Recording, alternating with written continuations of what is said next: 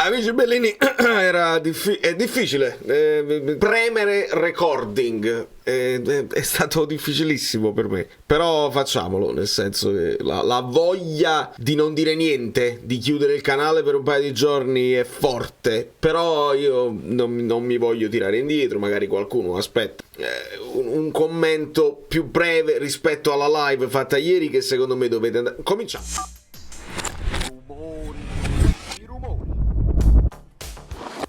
Diamo il benvenuto a Dale Cava e a tutti i nuovi iscritti che si sono affacciati sul canale in queste ore.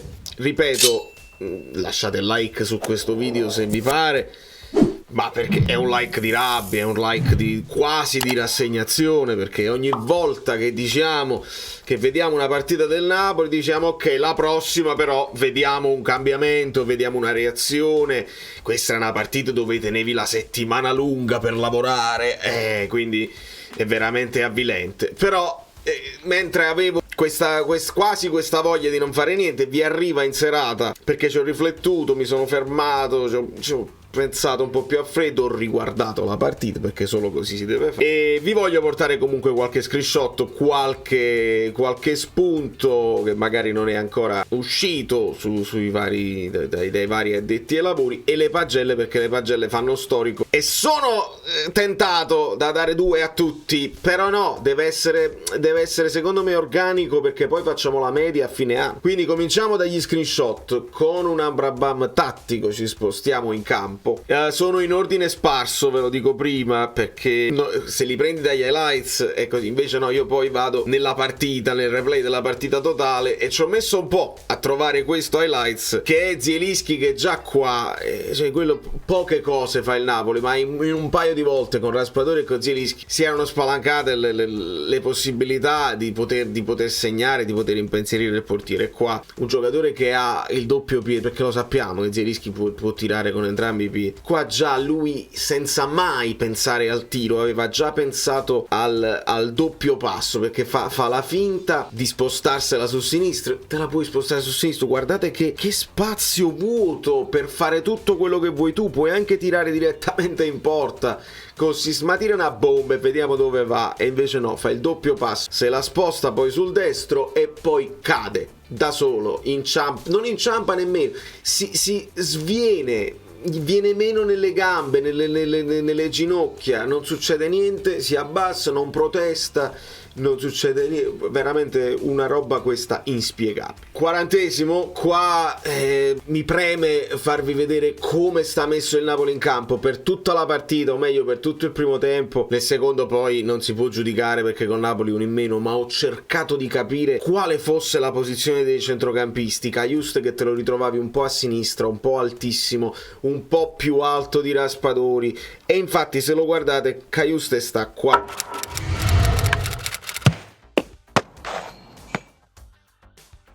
Azione che si sviluppa del Napoli, questi due sono Zielinski e Lobotka che scambiano, Mario Rui come è giusto, Juan Jesus e Rachmani, Di Lorenzo sta altissimo, sta più alto ancora di Politano, e qua ci sono Raspadori e Kvar, sta Cajusto e qua giù, insomma questa non è una squadra, guardate il buco che ci sta di giocatori qua, è una roba che non si può guardare.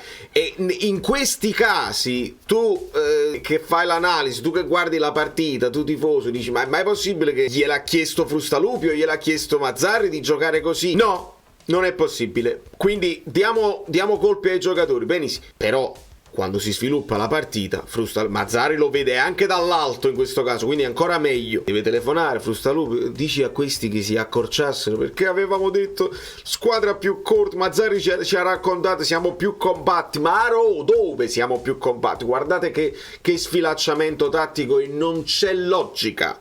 Non c'è logica. Questa situazione qua, vedete che il piede di Sanabria è davanti a quello di Lobotka e va proprio a coprire il pallone. Per me Lobotka il piede di Sanabria lo sfiora e poi tocca il pallone. Qua c'erano i rischi seri di prendere un calcio di rigore ancora prima del gol di Sanabria a fine primo tempo. Però bene che Lobotka ci abbia messo mestiere, sia riuscito a toccare il pallone, perché poi nel dubbio non c'è una cosa clamorosa. E qua salvo lo slovacco, perché poteva essere, questa è un'altra imbucata centrale tremenda. Questa è un'altra immagine che fa malissimo. Qua con il Napoli che recupera il pallone, Mario Rui vede in questo momento già ha deciso di mettere il pallone in valore laterale. Ora va benissimo avere fair play, e se un giocatore sta a terra che si rotola, che ha bisogno di soccorsi medici, va benissimo, ma il giocatore qua si sta già rialzando, il giocatore del Torino. Fammi vedere che anche tu, Mario Rui, che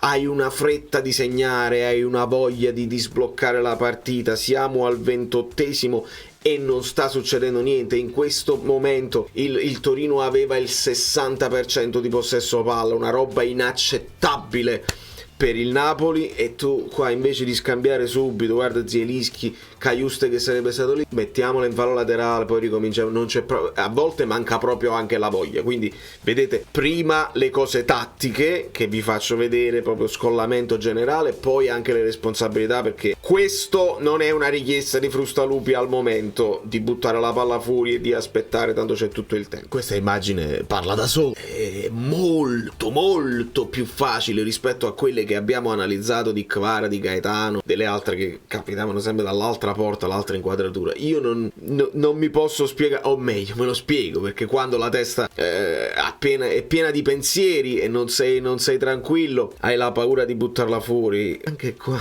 anche sotto le gambe fa proprio un tiretto anche debole così, e proprio sulle braccia di Milinkovic-Savic. È qualcosa di impossibile, nell'unica azione manovrata che il Napoli fa interessante. Questo è il 3-0 di Buongiorno, il cross dal calcio d'angolo. Sottolineiamo che Buongiorno è qui e in questo momento Lobotka lo sta tenendo e sta cercando almeno di evitare il terzo tempo. Dopodiché, dopo un paio di spintoni a vicenda, nella corsa Buongiorno si avvicina in zona Juan Jesus, che poi proverà a saltare con lui, però salta da fermo. Buongiorno non è nemmeno un terzo tempo, perché la palla, il cross è abbastanza alto poi a scendere, quindi c'è tutto il tempo di liberarsi di Lobotka, impostarsi sui piedi, saltare a piedi uniti, e salta più in alto di Juan Jesus e gol. Volevo dare anche un po' di soddisfazione a Gollini, che ha fatto 3 forse parate, insomma alcune non difficilissime. Questa è un vero e proprio miracolo, un riflesso incredibile. Se le cose non sono andate ancora peggio, diamo merito a Gollini, onestamente, che è anche uno di quelli che aveva la faccia più rammaricata quando i giocatori sono andati sotto alla curva ad ascoltare. Lui ha chiesto proprio scusa ai tifosi, mentre gli altri a testa bassa si prendevano i cori. Quindi sottolineiamo questa bella parata di Gollini che ha limitato i danni. Questa è l'azione che porterà al palo di Sanabria, e poi successivamente a quella parata di Gollini vi devo far vedere purtroppo una linea difensiva tutta spezzettata, e qua fanno quello che vogliono, onestamente. Palla in profondità e inserimento centrale facilissimo, siamo larghi, siamo lunghi, non siamo nemmeno in linea per fare un fuorigioco. Mamma mia, tristissima anche questa immagine. Juan Jesus, nella speranza di un fuorigioco, alza la mano invece di provare a inseguire. Tu poi magari non ci arrivi perché quello ti ha bruciato sul tempo, Sanabria, ma era tuo, la marcatura era sua, era quello più vicino a Sanabria. Si ferma Juan Jesus e chiede aiuto alla provvidenza, nella speranza di un fuorigioco che non esiste mai e che porta al primo gol del Torino. Male, molto male. Questo è il gol di Vlasic. Qua è un po' più difficile l'analisi tattica, perché siamo già un uomo in meno, mentre la linea si vede che non è precisissima, come potete vedere. Qui c'è un posizionamento di Cajuste che non ha tanto senso in questa zona, perché scherma un pochino Sanabria qui, ma si perde Vlasic che è completamente solo, la palla gli arriva pulitissima, poi dopodiché tu puoi anche accorciare perché sei abbastanza vicino, invece Vlasic ha il tempo di toccarla 2 o 3 volte, mirare la porta e segnare. Veramente stiamo rendendo la vita facile a chi. Vlasic è un signor giocatore che io prenderei domani, ma stiamo rendendo la vita troppo facile ai nostri avversari. Ancora indolenza, ancora un momento di leggerezza, di testa scarica carica, di non essere concentrato e sul pezzo. Molto spesso abbiamo visto Mario Rui fare dei bei lanci, le famose sventagliate che cambiano il campo. Da questa zona Mario Rui ha la capacità di servire direttamente Politano, e invece farà questo lancino a metà e metà, a rientrare anche non in avanti ma all'indietro verso Di Lorenzo, intercetterà Zapata e il Torino ripartirà. In questo caso ci sarà un fallo di Juan Jesus, però non segnalato dall'arbitro perché si continua per la regola del vantaggio. Questo è il primo fallo, poi ce ne sarà un secondo che farà Juan Jesus, dove si continua per il vantaggio ma poi l'arbitro lo ammonisce a fine azione e abbiamo anche Juan Jesus diffidato. Quindi sarebbe il caso di affrettarci con il mercato, cari amici miei, perché siamo all'8 gennaio. Samardzic, adesso che parte il video, lo ritroviamo direttamente in ritiro con il resto dei compagni, va benissimo. Dove sta il difensore? Dove sta il centrocampista di rottura? Mancano molte cose. Sto invece sentendo che hanno bloccato tutte le cessioni perché non riescono a comprare nessuno. Siamo in ritardo, dovevano essere tutti già pronti, nuovi acquisti 1-2 gennaio per averli a disposizione anche con il Torino. Invece no, hai preso 3 gol e hai perso altri 3 punti e adesso tocca alla Salernità. Fate con calma, fate assolutamente con calma. Questa è l'immagine che vi dicevo in reaction. Don Kvara, che al 51esimo chiede ripetutamente, dice: ma Roma ha già mettere, non ho capito, mi date delle indicazioni, anche perché, e secondo me qua Kvara è una domanda legittima che si fa, stavano arrivando ancora lanci lunghi su Raspadori in questa fase della partita, quindi lui dice: mi devo mettere più dietro, mi devo mettere sotto punta, mi devo mettere io punta, perché in un paio di occasioni Kvara è stato vertice che prendeva palla, spalle alla porta, più centrale, cercava almeno di fare un fallo per far salire la squadra, di subire un fallo per far salire la squadra. Aiuto, tutto abbandonato, tutto a casaccio. Date una mano a questa squadra, date una mano ai ragazzi più giovani, vi prego. E questo sì, ve l'avevo promesso in reaction anche. Guardate il pressing fatto male dal Napoli, un po' estemporaneo, non collettivo, ma fatto assolutamente male. Stringo un pochino l'azione perché si vede, perché voglio far vedere Raspadori in che zona si trova, e sta qui e non sta marcando nessuno. Kvara va in pressing praticamente anche sul portiere, cosa che con Milinkovic-Savic secondo me non devi fare mai perché è bravissimo con i piedi. Politano sta abbastanza vicino a Rodriguez e a Senso, molta distanza tra Di Lorenzo e il suo dirimpettaio. Zielinski secondo me sta bene, ma ovviamente ce ne sono 2 qua liberi e la palla arriverà tranquillamente a questo centrocampista, potrebbe essere Ilic, non lo so, e il Torino va con Ilic, va liscissimo fino alla fine, poi fanno un passaggio in profondità non ben calibrato, ma con 2 passaggi ci bucano e ci entrano in area di rigore. Veramente fatto male, veramente la riaggressione, il primo pressing, tutte le cose che vediamo, fatto veramente male. E l'ultima immagine è ovviamente questa qua, la desolazione, e qui si vede quello che mi fa più male in assoluto, proprio un uomo mortificato da un allenatore che è onestamente inadeguato, è venuto per riparare dei danni che c'erano e ha fatto molto peggio di quello che è venuto a sostituire, lo dobbiamo dire con onestà. Invece di dirvi sai, forse bisogna dirla com'è, veramente molto peggio. E mi fa piacere che adesso si sono svegliati tutti, anche gli addetti ai lavori fanno il confronto dei numeri, e lo dovevate fare un po' prima di prendere in giro i tifosi e prima di prendere in giro un Simeone che a testa bassa, ma è l'ultimo dei colpevoli. Almeno mi sono divertito con le grafiche, Umberto mi sta dando una mano, e quindi con l'analisi tattica noi ci spostiamo, io divento più grande, vedete come si possono, è l'unica soddisfazione, mi devo divertire così, e con le cose almeno rendervi le grafiche più accattivanti.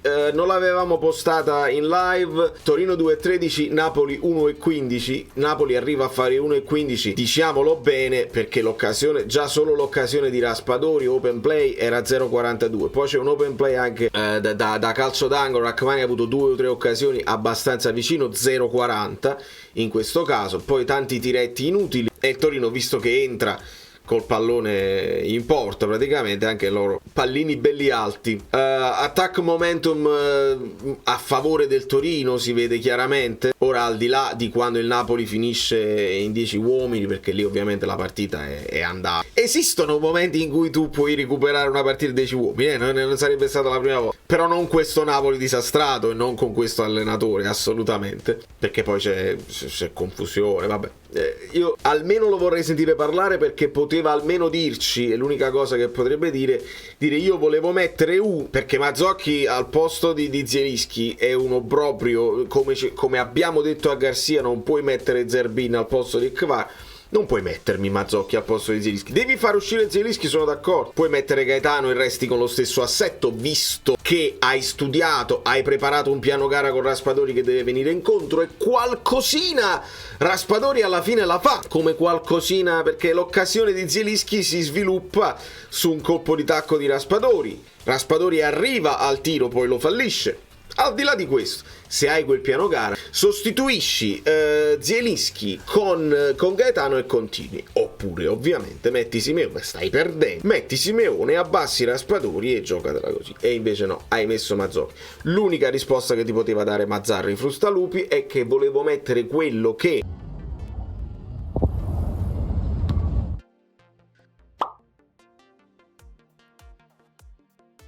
venendo con grande entusiasmo, venendo con la voglia di spaccare tutto, poteva dare una spinta emotiva anche agli altri, perché con la trascinante, e sembrava potesse anche funzionare, perché Mazzocchi entra bene, mette un cross, mette il cross con Raspadori, non ha senso mettere il cross, però la voglia di entrare e spaccare tutto l'abbiamo visto. Purtroppo quando non la controlli la voglia di spaccare tutto, rischi di spaccare anche le gambe agli avversari, e qui espulsione che ci sta giustissima, resta diffidato ed è squalificato, quindi si aggiunge alle problematiche del Napoli anche qui. Le posizioni medie parlano chiaro. Raspa finisce per essere più alto di Raspadori, ed è logico, quindi stiamo vedendo Kvara sempre più centrale, ma non ha toccato un pallone onestamente, con Raspadori che doveva nelle idee venire più qua. E poi c'è questo trenino che stiamo vedendo spesso, il trenino dei centrocampisti. Perché si alternano in continuazione, uno va a sinistra, uno va a destra, non ci sono, ricordate la frase, non dà punti di riferimento, si dice per gli attaccanti che mandano in tilt i difensori. Però in questo caso il Napoli non ha fatto il 70% di possesso palla, il Napoli finisce col 50 e 50. Quindi nel primo tempo, dove tu facevi tutti questi scambi, non hai mandato al manicomio il Torino, stavi inseguendo con delle marcature a uomo, lasche però, e quindi vedete che la posizione media sia di Zielinski sia di Cajuste finisce centrale, perché stavano un po' dappertutto. Male, molto male. Pochissimi tocchi in generale, come potete vedere, e mi piace sottolineare che in una partita del genere comunque Lobotka finisce col 100% di passaggi precisi. Su 60 passaggi, 60 passaggi a segno. Poi si va male, 86, 83, 69 Gollini, quanti lanci lunghi di Gollini inutili. Mario Rui 68%, questo non è possibile, questo non è accettabile. Cajuste 69%, quindi ne hai sbagliate tantissime. Raspadori 72, molto male. E insomma, questa è la situazione che mi porta a fare queste pagelle, e le vorrei fare serie, non voglio fare le pagelle due a tutti, le faccio come le ritengo che possano fare media con il campionato. A Gollini do 6,5 perché mi è sembrato sul pezzo e ci ha evitato peggiori brutte figure. Di Lorenzo 4,5, potrebbe essere 5 perché poteva essere l'assist man per quel gol non fatto da Raspadori, però vedo il capitano molto scarico, e in questi momenti che il capitano deve fare il capitano e deve essere lui a dare la carica a un Mario Rui, a un Cajuste, a uno Zielinski, che sono assolutamente assenti. Cajuste ci ha provato, ma non è stato adeguato tecnicamente e tatticamente. Però il capitano adesso lui è responsabile, perché la barca affonda e tu sei il capitano, e devo vederti urlare addosso ai compagni. Se non lo fai sei responsabile anche tu. Rachmani 4,5, perché un mezzo voto in più, perché finisce per essere quasi pericoloso sui calci d'angoli nostri, però si perde Zapata. Juan Jesus 3,5, se li perde tutti in continuazione. Mario Rui 4, svogliato, non ha proposto nulla. Cajuste gli do 5, ha sbagliato tante cose, però l'ho visto in alcuni a tratti, un po' come Anghissà. Cajuste doveva far giocare meglio Anghissà, invece è perfetto proprio vice di Anghissà, perché anche lui a tratti l'ho visto pascolare, recuperare qualche pallone, però poi utilizzandoli male, e poi si perde Vlasic nella confusione generale. Però i nuovi secondo me hanno meno responsabilità perché si devono affidare a qualcuno. Cajuste in una squadra che funziona poteva fare molto meglio. Do 6 a Lobot, che resta il solo faro che mantiene un rendimento sufficiente nel nulla del Napoli di Mazzarri. Ovviamente molto di più in copertura, nell'inseguire gli avversari, perché non c'è da impostare, non si muovono intorno a lui. Zielinski 3, il mio giocatore preferito, il giocatore per cui ho il debole, 3. E non lo devo nemmeno spiegare. Do 5 a Politano, che ci prova, ogni tanto però va in assolo e non serve a niente. 5 Politano. Do 5 a Raspadori, perché è grave che sbagli quel gol, però avevi messo davanti alla porta Zielinski e in un paio di occasioni era riuscito a fare la sponda che doveva fare, e si è creato dei presupposti, però non gli posso dare nemmeno 5, e do 4,5 a Kvara, uno dei meno responsabili secondo me di questa debacle, perché gli sono arrivati pochissimi palloni, non gli abbiamo visto nemmeno avere il pallone, puntare gli avversari in dribbling e sbagliare il dribbling, non gli abbiamo visto fare nemmeno quello. 4,5 perché sparisce anche lui nel marasma, ma veramente è un 4,5 che potrebbe essere anche un senza voto per Kvara. Non voglio dare voto a Mazzocchi, anche perché non ce l'ho perché entra Sacco, adesso che Stefano mi aiuta, al posto di Zielinski, e quindi il Napoli passa con questa formazione qua, o almeno questo possiamo immaginare, perché poi poteva essere anche qualche altra cosa, ma non lo possiamo mai sapere perché non sappiamo se questi due erano un po' sottopunta, se erano effettivamente 4-3-3, non lo possiamo sapere perché dura pochissimi minuti, ma Sacco, Paco, Mazzocchi si fa espellere, di conseguenza il Napoli resta così, e poi entreranno Zerbin al posto di Mario Rui e Simeone al posto di Raspadori per un 3-4-2, diciamo, che visto che Zerbin insomma ha la propensione anche a difendere, poteva anche schierarsi a tratti in questo modo, però molto ibrido. Ragazzi, vi dico la verità, il secondo tempo era talmente uno squallore che sono stato poco attento anche nell'analisi della partita. Poi mi entra Lindstrom, mi entra Gaetano al posto di Cajuste, che ovviamente non mi possono dare niente, non do voti a questi qua, sarebbe veramente inutile e assurdo. E tant'è. Adesso il mercato, visto che non stai comprando nessun top player e non lo puoi comprare, nessun top player non cambierà nulla, tu dovresti farlo per dare una scossa nello spogliatoio di gente, però più che le caratteristiche tecniche dovresti valutare le caratteristiche di personalità di gente appena arrivata, può dare anche una scossa a quelli che sono depressi, così dovresti vendere tutti e ricomprare tutti, così a gennaio è impossibile, e soprattutto sarebbe sbagliato farlo senza un direttore sportivo e senza un progetto per il futuro. Siamo in alto mare, e mi sembrerebbe anche inutile parlare di allenatori a sostituzione di Mazzarri, perché siamo già ridicoli così. Se non prendi poi un allenatore bravo, ripeto quello che vi ho detto prima, non cambia niente, anzi potrebbe dare ancora più insicurezza a quelli che sono in bilico sull'andarsene o sul rinnovare, e dai insicurezza. Ricordate solo una cosa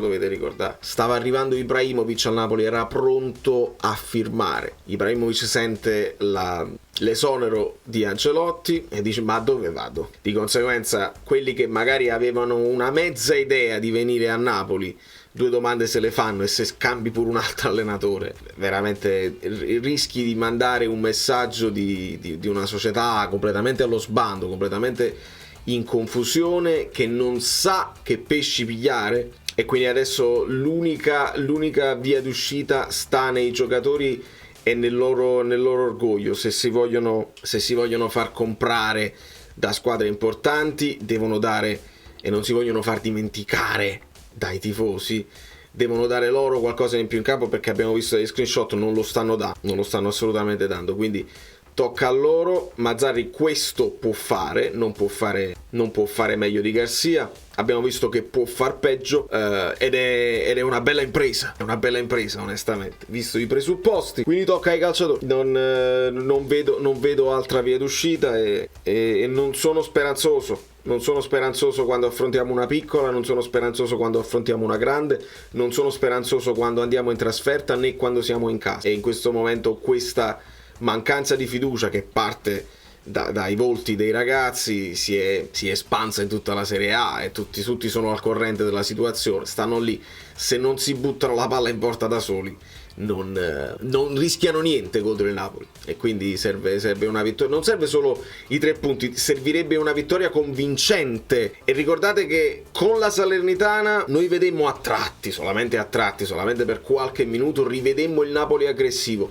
Non lo so se il Napoli è in grado di rifarlo, però non voglio parlare assolutamente di fare i punti per la salvezza, ma secondo me con questi chiari di luna l'Europa la vediamo col binocchio. Da New York, Valerio Fluido è tutto, grazie infinite per aver avuto la pazienza di seguirmi anche in una giornata come questa. Se avete seguito tutto il video e siete i miei eroi, mettete l'emoji dell'albero di Natale, perché devo togliere l'albero di Natale, è finita, è passata Natale, passata Fest, e avete notato, non c'è più manco. Io lo scudetto l'ho tolto per una questione di dignità, il Napoli non può farlo, quindi lo deve onorare.